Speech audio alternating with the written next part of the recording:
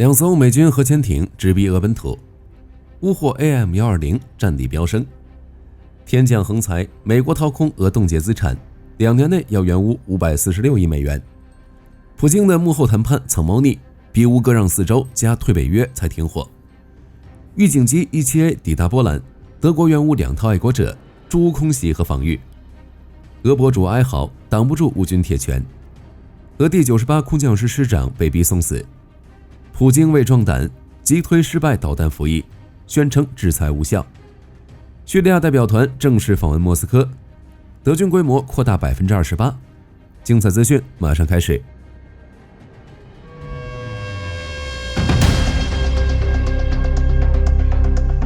特朗普终于出手了，其已下令将2艘核潜艇部署至相应区域，来遏制俄罗斯的嚣张气焰，迫使其尽快与乌和谈结束战争。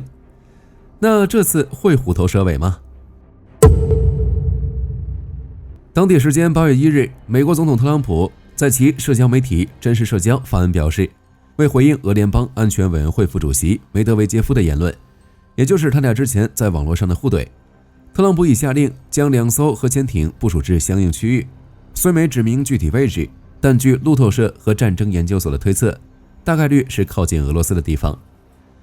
与此同时，美国国防部宣布向雷神公司授予一份价值35亿美元的合同，用于生产 AM-120 以及配套的遥测系统等设备，而且该合同包括向乌克兰和其他美国合作伙伴出售军售。简单说就是美国愿意向乌克兰出售 AM-120。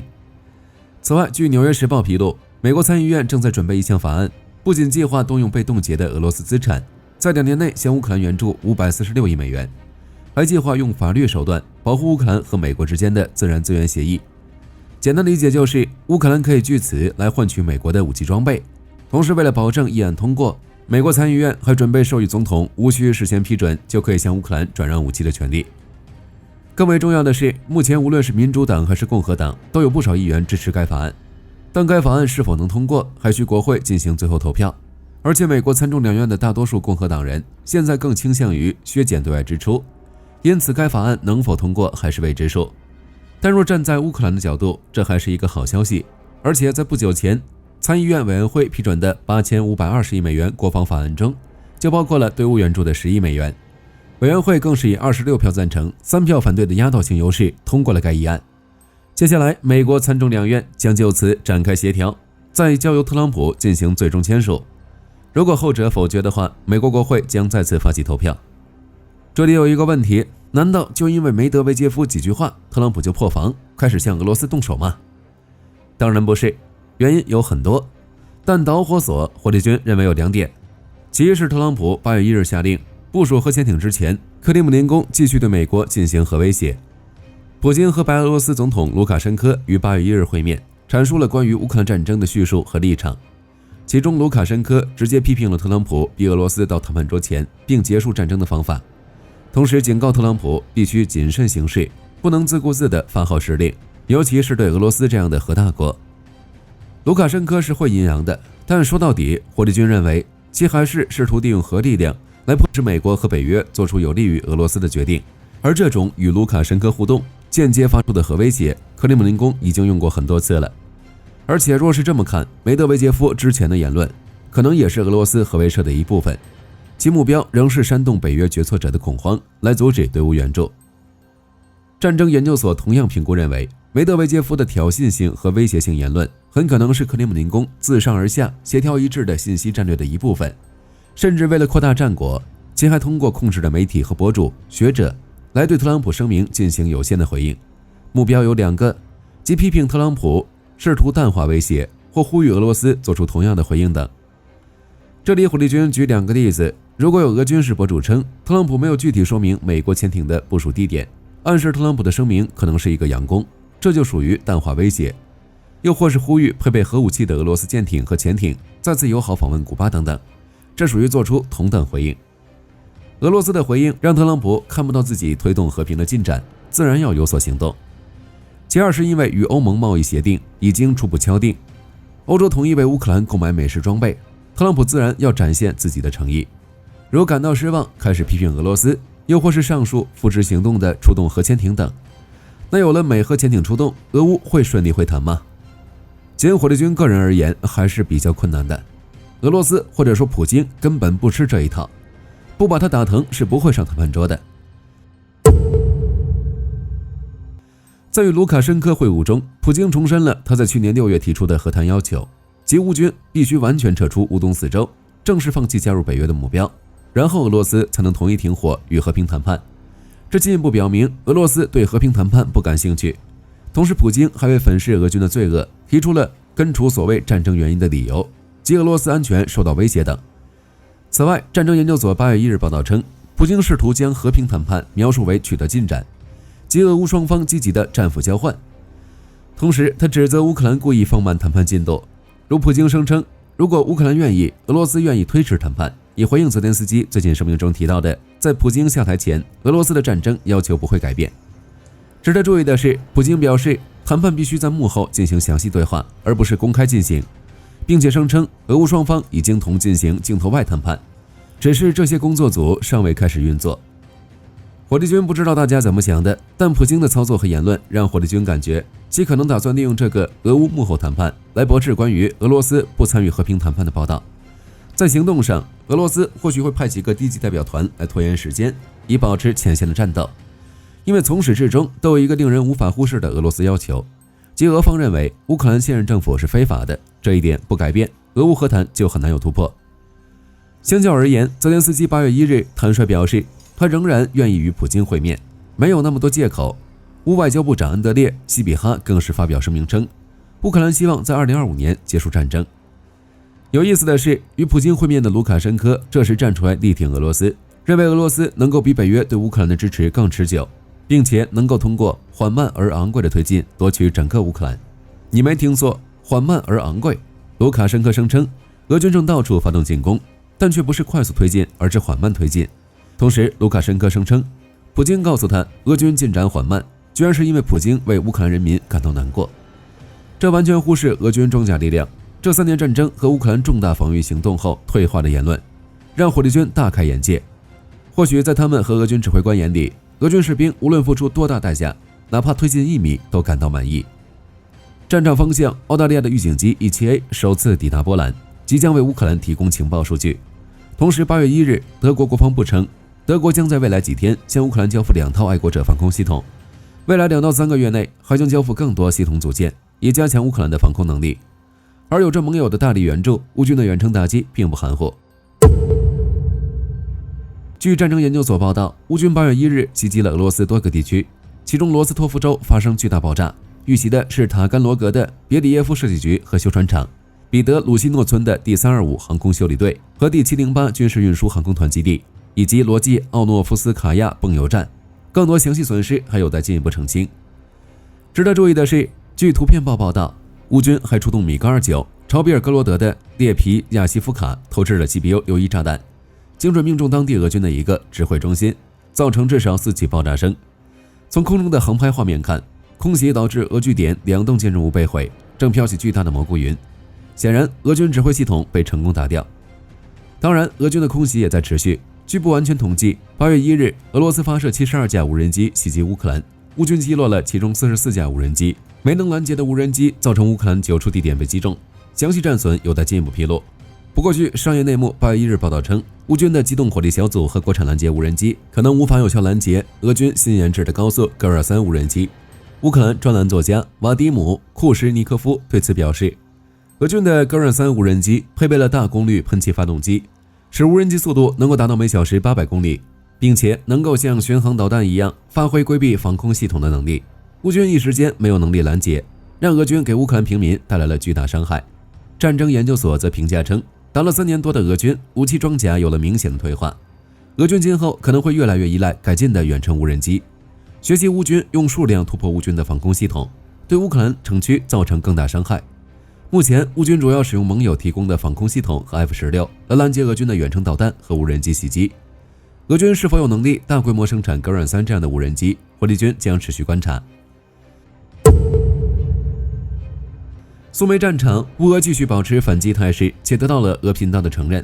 如8月1日，乌军在安德里夫卡、金德拉蒂夫卡、瓦拉沁以及尤纳基夫卡亚布卢尼夫卡和萨德基附近，同俄军第177海军步兵团、第40海军步兵旅以及第1443摩托化步兵团展开激烈交战，战线暂无明显变化，但双方死伤尤为惨烈。尤其俄方一名军事记者阿纳托利·拉多夫发布报告称，自乌军收复金德拉季夫卡开始，俄军在该地区的形势就不断恶化。他悲观地认为，现阶段的俄军似乎无法阻挡乌军在苏美的攻势。与此同时，俄军企图向哈尔科夫发动突袭，以挽回苏美地区的损失，但却遭到乌克兰空军的猛烈打击，如乌军战机向赫利伯克镇俄军阵地投掷了滑翔炸弹，瞬间将其夷平。紧接着，乌军第429无人系统团展开进攻。战斗中，乌军击毁俄军的一辆坦克和步兵战车，另有2辆装甲车严重受损。如之前分析的那样，有了乌军战机的支援，乌军地面部队的反击频率正越发密集。库皮扬斯克方向，据8月1日的地理定位录像显示，乌军最近正沿着斯捷波瓦诺沃谢利夫卡西南方向的 P07 高速公路节节阻击俄军的推进。库皮扬斯克军事管理局局长安德烈·贝塞丁8月1日报告称，俄军加强了对乌军阵地的炮击力度，且观察到俄军的破坏和侦察小组正在库皮扬斯克附近活动。博洛瓦方向自7月31日开始，乌军就不断发起反击，目前已成功夺回赫列基夫卡莱曼方向。8月1日发布的地理定位镜头表明，乌军已成功反推到托尔斯克东郊。顿涅茨克州西维尔斯克方向，战争研究所援引一名俄军事博主的话报道称，俄军在该方向已经集结完兵力，正向谢列布良卡和西维尔斯克城镇发起攻击。不过该消息尚未得到俄乌官方的证实。若消息为真，那该方向负责进攻的俄军将会是俄军第6和第7摩托化步枪旅。恰索菲尔方向，乌军的打假还在持续。在该方向行动的乌军旅发言人8月1日表示，俄军尚未占领恰索菲尔，称俄军在该方向1年多的战斗中，人员装备损失惨重。该发言人指出，乌军观察到俄军在过去1年中使用了更少的装甲设备，现在只能靠更便宜的摩托车和全地形车装备来保持进攻节奏。值得注意的是，该发言人还表示，俄军指挥部正强迫俄军第98空降师师长参加恰索菲尔的突击行动，作为对他的部队无法夺取定居点的惩罚。难以想象，曾经的俄第98旅精锐，如今会有如此下场。托列茨克方向，俄军正向西北部的迪利夫卡推进。一名作战的乌军士官8月1日表示，俄军正以小团体渗透方式寻找乌军防御漏洞，以求快速移动到乌克兰防线后方进行打击。有未经证实的消息称，俄军第323和第103摩托化步枪团已于8月1日完成了对科斯季扬季尼夫卡的火力控制，目前正在对该市西部进行最大规模的打击，详细战况有待进一步披露。红军村方向，综合《每日电讯报》和赫罗马兹克的报告，俄军在向罗丁斯克发起进攻后，目前已经占领了东部的煤矿，但乌克兰官员对此进行了反驳，称尽管俄军已攻入了该定居点，但乌军在罗丁斯克仍保留着阵地，战斗还在持续进行。与此同时，俄军的破坏和侦察小组仍在继续进行渗透作战，乌军则继续清除这些蛀虫，让俄军无法取得有效战果，破坏了俄军深入乌克兰后方的作战计划。此外，俄军还在利用无人机群试图撕开乌军的反无人机网，但目前暂无进展。当然，即使前线俄军打得再艰难，也不妨碍普京的吹嘘，如一意孤行地拒绝停火。如据战争研究所报道，普京在与卢卡申科会面时，继续宣传俄军占领了恰索菲尔，失去将其视为前线的一项重大发展。卢卡申科也在旁边跟着帮腔道，恰索菲尔是通往克拉马托尔斯克的钥匙，如今俄军正慢慢啃咬，将战线推进到乌军的堡垒地带之外。同时，他还劝告乌克兰，让其在俄军夺取要塞地带之前，迅速与俄罗斯谈判结束战争。值得注意的是，据战争研究所分析，夺取乌克兰堡垒带是俄军一项重大任务，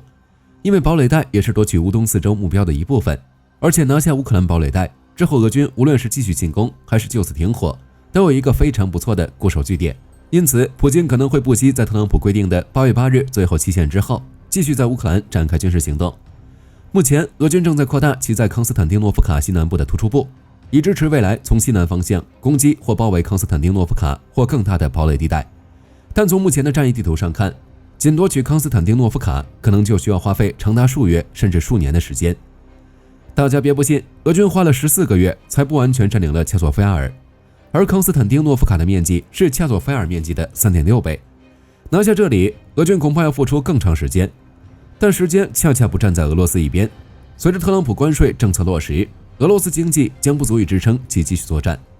只是让火力军不明白的是，俄罗斯情况如此糟糕，普京为什么还会在8月1日表示出支持夺取乌克兰堡垒地带和支持俄军目前推进速度的态度？普京似乎对俄罗斯军事和经济的实力和寿命充满信心。普京的底气到底来自哪里？普京的底气可能来自那个多次试射失败的奥列什尼克弹道导弹。据战争研究所报道，普京声称俄罗斯已经生产了第一个系列奥列什尼克弹道导弹综合体和导弹，并已开始服役。同时，普京还声称，俄罗斯和白俄罗斯专家正在努力在2025年底之前确定奥列什尼克导弹的部署地点。卢卡申科则补充表示，俄罗斯将于2026年在白俄罗斯也部署奥列什尼克导弹系统，并声称俄罗斯和白俄罗斯近年来取消了重大措施，成功抵消了北约和美国制裁带来的影响，称两国将在未来进一步的制裁中继续存活下来。此外，卢卡申科还表示，俄罗斯是矿产和技术的宝库，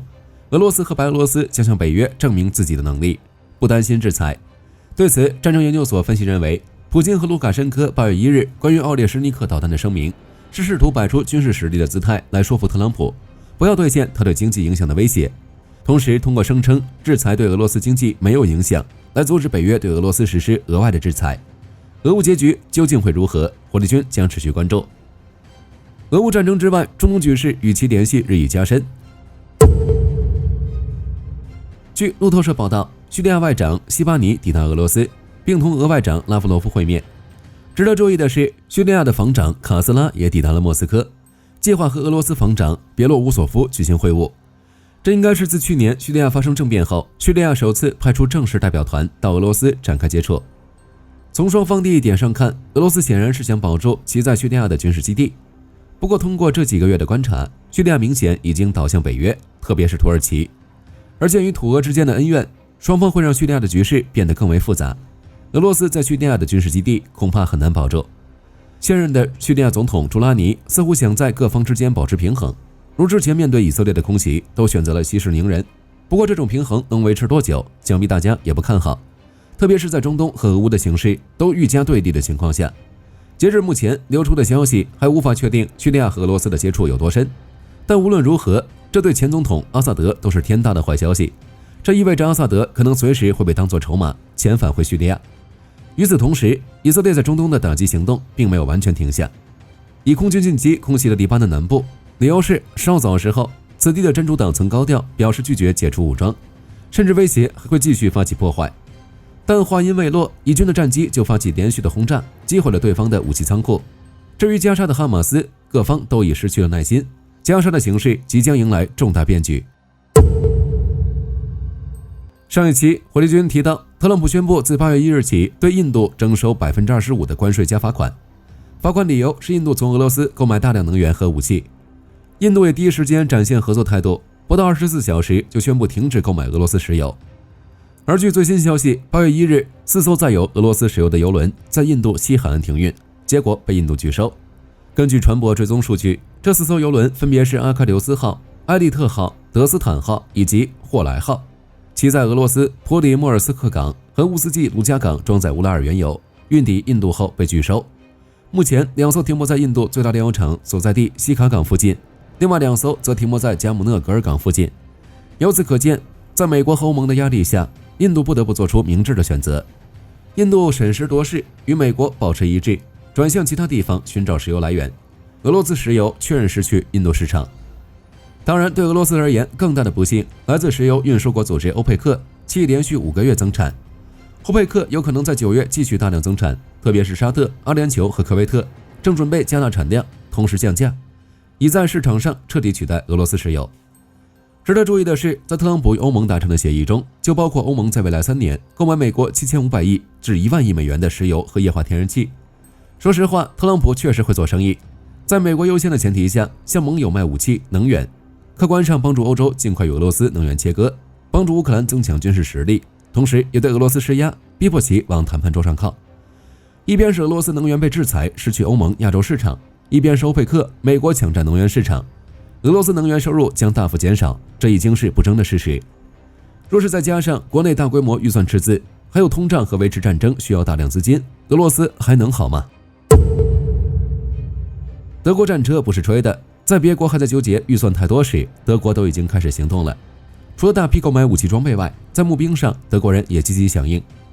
据德国国防部披露，今年1月至7月，有超过 1.37 万人加入联邦国防军，上升幅度为今年之最。据统计，德军目前人数为 18.3 万人。柏林政府希望在2030年间达到26万现役部队规模，以符合北约军力目标及强化自身防卫能力。此外，德国在2011年取消征兵制，但受俄乌战争影响，德国人从军意愿亦有提升。据军方统计，初步咨询量增加 11%， 申请入伍文职部门人数分别上升 8% 和 31%。有消息称，柏林当局规划明年起要求所有年满18岁男性完成入伍意愿的网络调查。好了，本期节目到这里就结束了。大家认为美国核潜艇能迫使普京上谈判桌吗？欢迎在评论区留言讨论。我是火力军，下期再见。